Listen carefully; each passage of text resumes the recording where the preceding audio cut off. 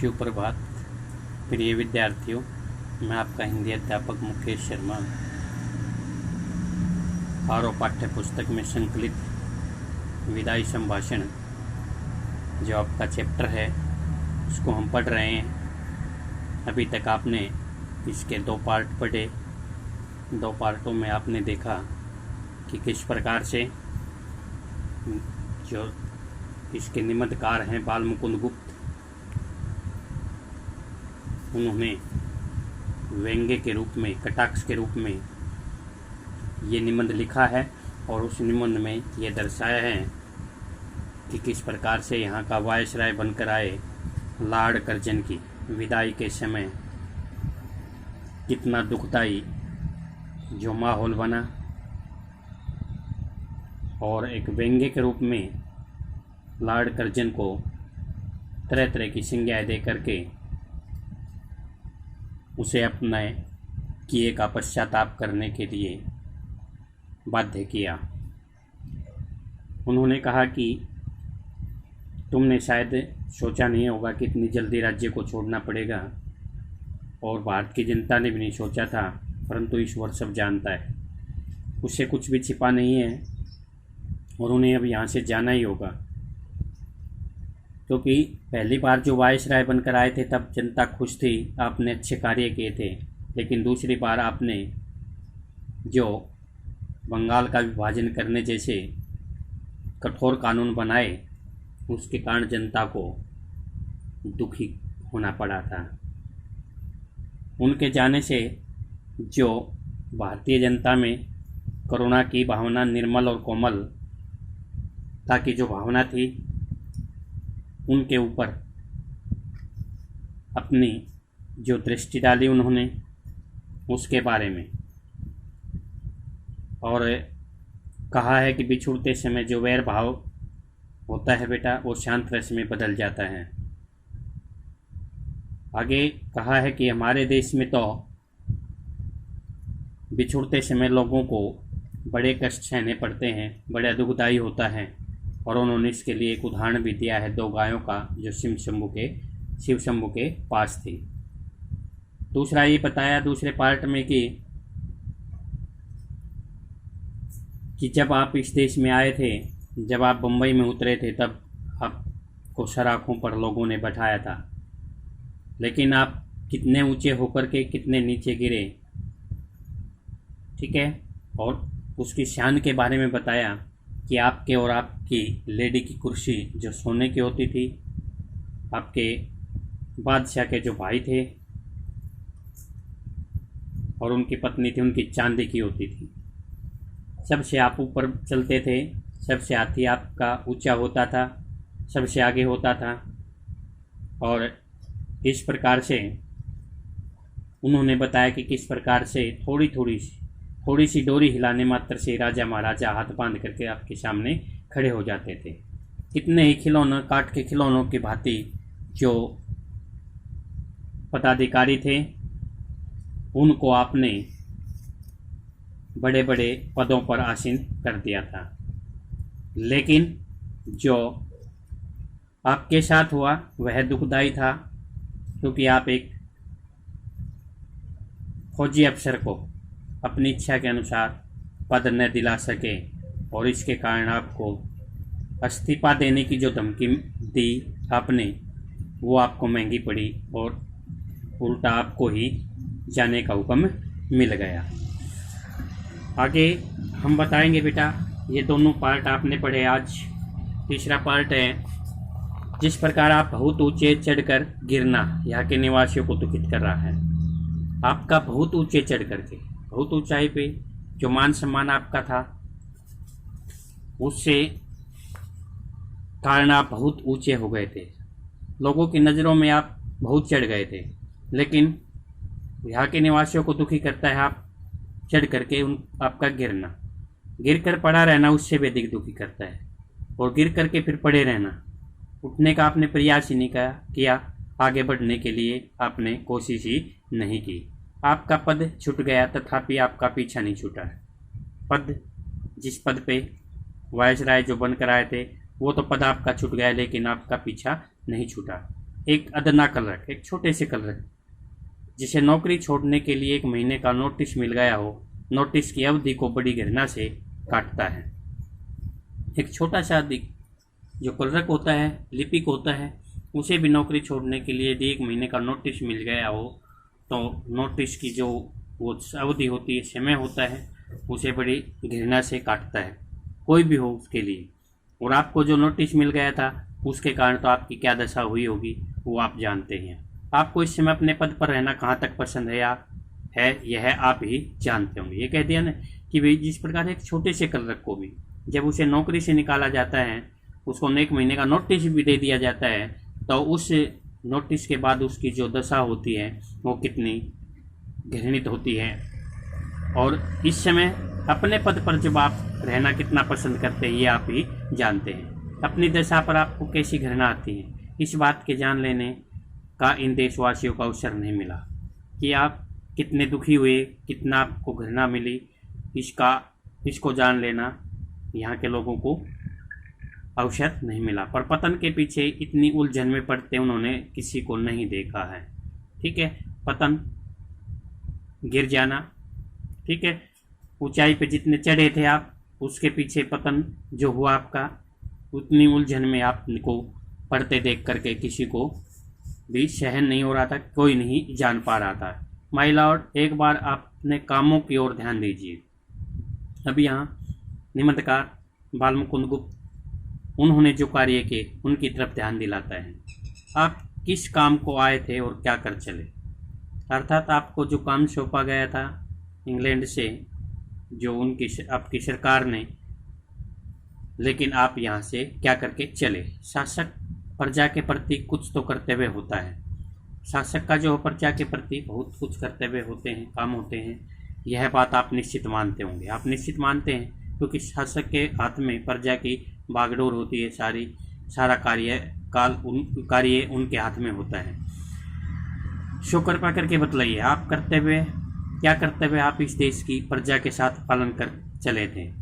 ठीक है, वहाँ से चले जब आपने कि भाई हम प्रजा के साथ कि जो पालन करेंगे, जिन कानूनों को, जिन कार्यों को करके चलेंगे, ये कर्तव्य लेकर आप वहाँ से चले थे। क्या आंख बंद करके मनमाने हुक्म चलाना और किसी की कुछ न सुनने का काम नाम ही शासन है। अर्थात आपने आंखें बंद करके मनमाने ढंग से, ठीक है, तानाशाह की तरह से अपना हुक्म चलाया।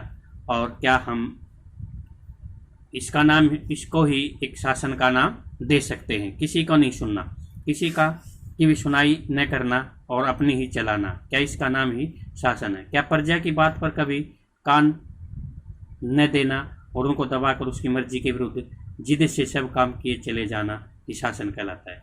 जो बालमुकुंद गुप्त है, निमंत्रकार हैं बेटा, उन्होंने शासन की परिभाषा दी है कि शासन क्या आंख बंद के चलाया जा सकता है, मनमाने हुक्म करके चलाया जाता है, किसी की सुनना नहीं होता है।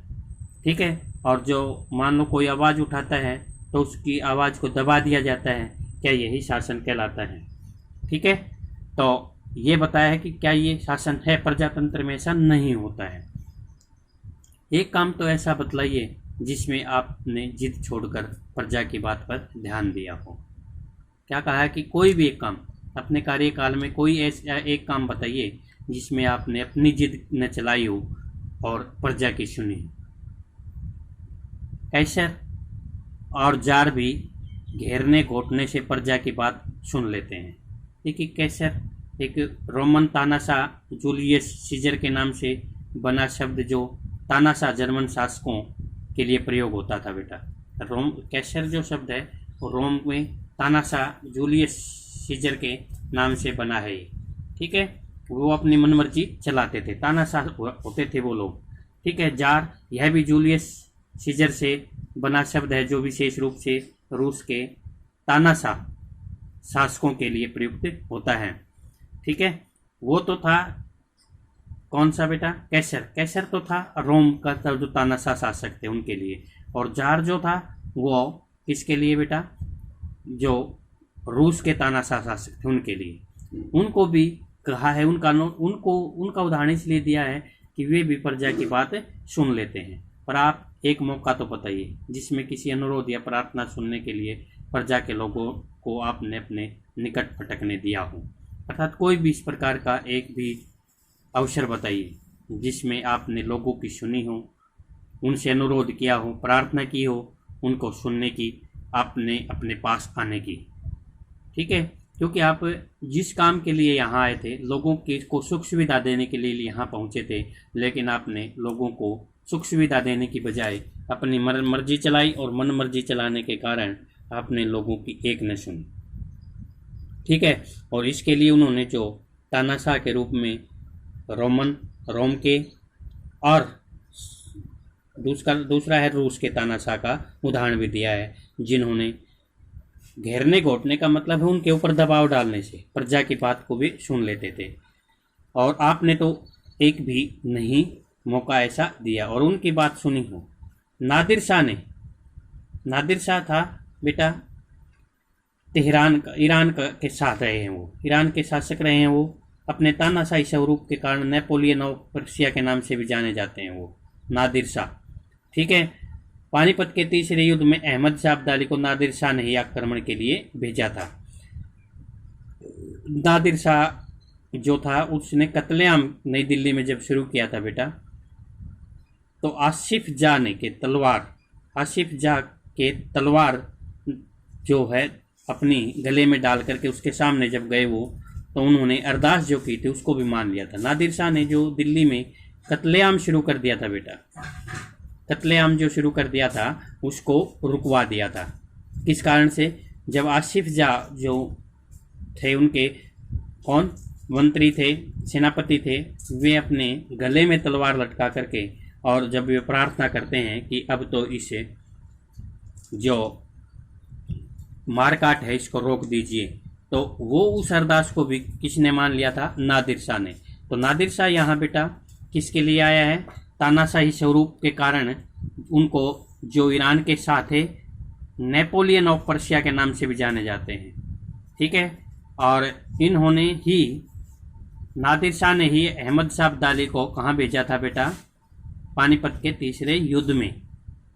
ठीक है, जब दिल्ली में कत्लेआम किया, उन्होंने कत्लेआम का मतलब सरेआम लोगों को मारना काटना शुरू कर दिया था, तब उनके सेनापति ने उनके सामने जो अरदास की थी और उस अरदास को उन्होंने मान लिया था। इस पद्यांश में आप देखें कि किस प्रकार से उन्होंने अनेक ऐसे उदाहरण दिए हैं जो तानाशाह के रूप में, जो सब कुछ अपनी चलाते थे, किसी की नहीं सुनते थे।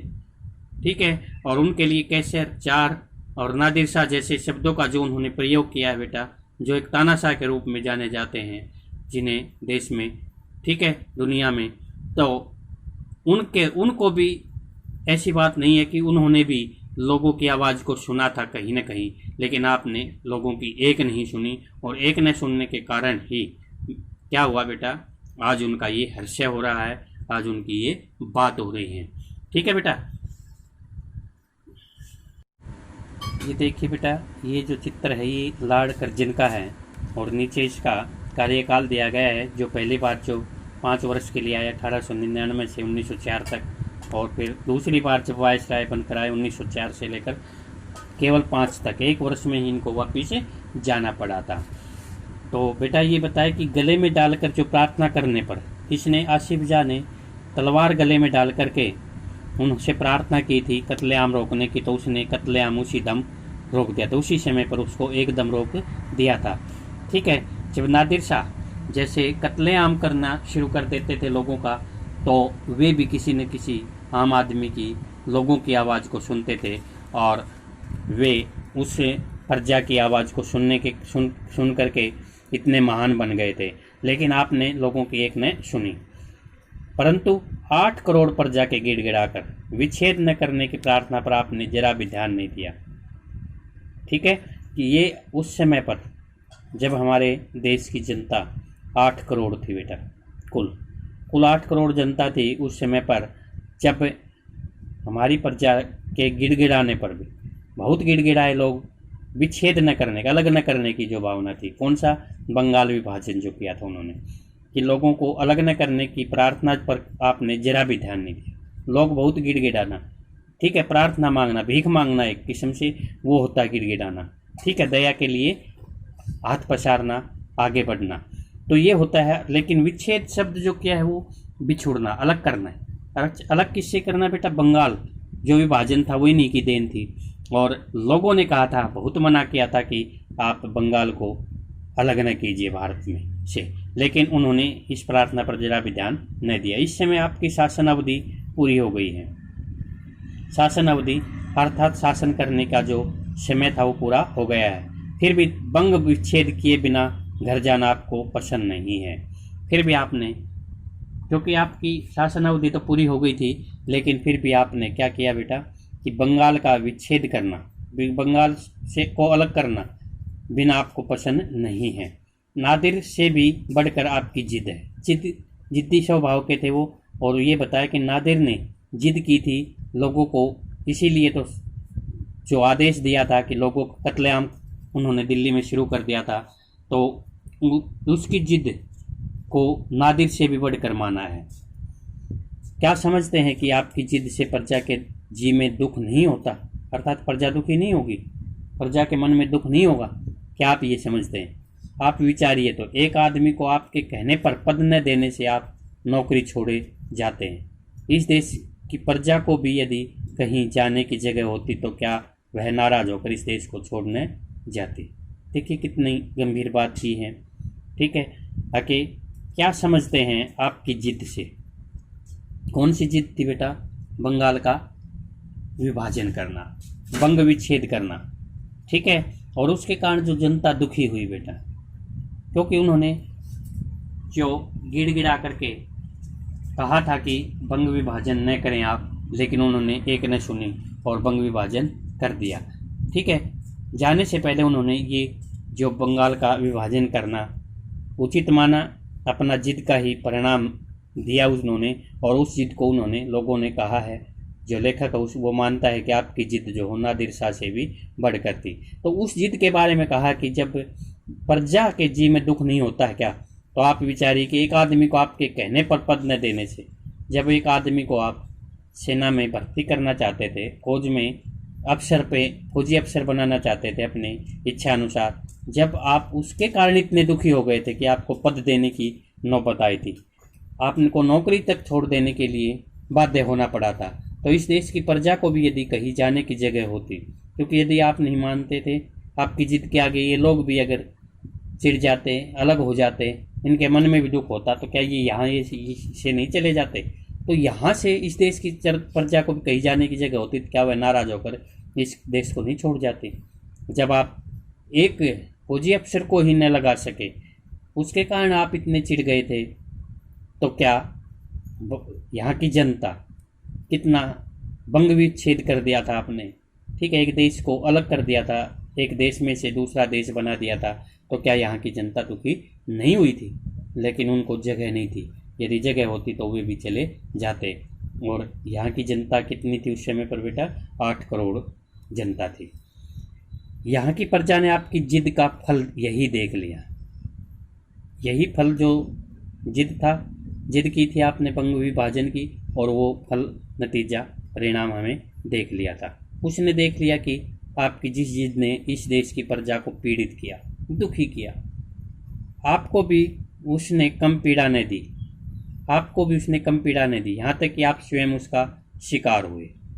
ठीक है, कि आपको भी उसने कम पीड़ा नहीं दी, कि यहाँ की जनता ने भी आपको दुखी करना चाहा। वे भी चाहते थे कि जब आप हमारी बात नहीं मान रहे हैं तो हम भी आपकी बात क्यों माने। और यहाँ इसका उदाहरण हुआ कि उसके कारण आपको नौकरी छोड़नी पड़ी, यहाँ से वायसराय के पद से जाना पड़ा।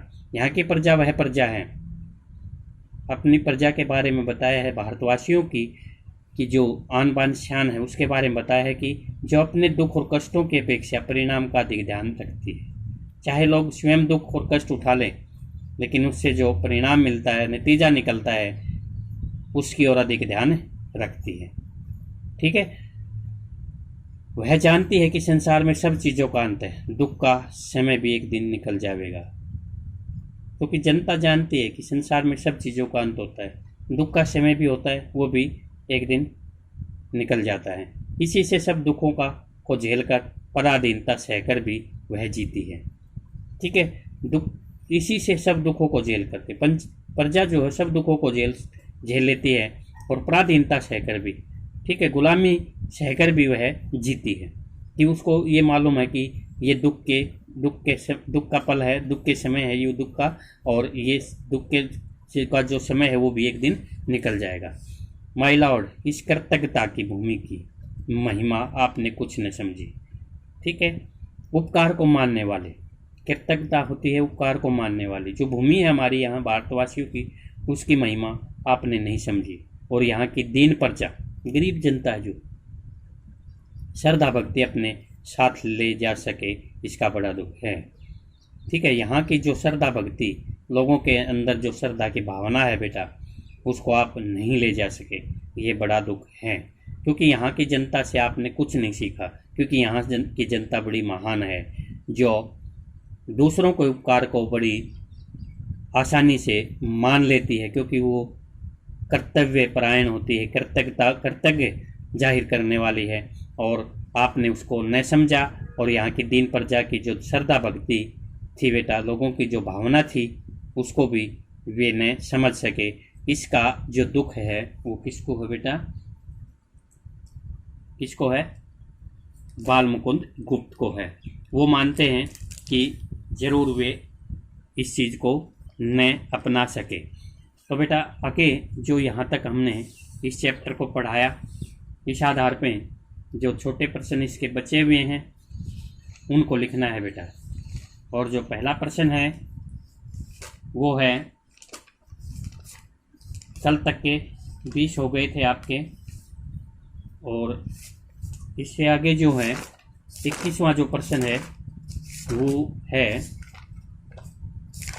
वो नोट करें आप रफ कॉपी में।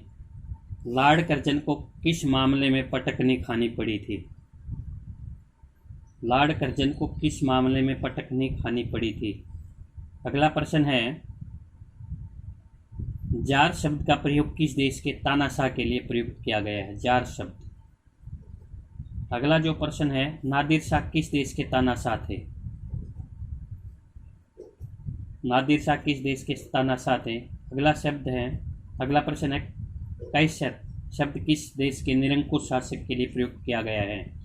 कैंसर शब्द किस देश के निरंकुश शासक के लिए प्रयुक्त किया गया है? अगला है, लॉर्ड कर्जन का स्वभाव कैसा था? लॉर्ड कर्जन का स्वभाव कैसा था? अगला प्रश्न है, दिल्ली में किस राजा की प्रार्थना पर नादिर शाह ने कत्लेआम रोक दिया था? दिल्ली में किस राजा की प्रार्थना पर नादिर शाह ने कत्लेआम रोक दिया था? अगला प्रश्न है, बंगाल विभाजन किस वायसराय ने किया था? बंगाल विभाजन किस वायसराय ने किया था? और अगला जो प्रश्न है बेटा वो है कि किस देश की प्रजा को लॉर्ड कर्जन ने बड़ा दुखी किया? ठीक है, ये प्रश्न आपको नोट करने हैं रफ कॉपी में, ठीक है बेटा। ओके बेटा।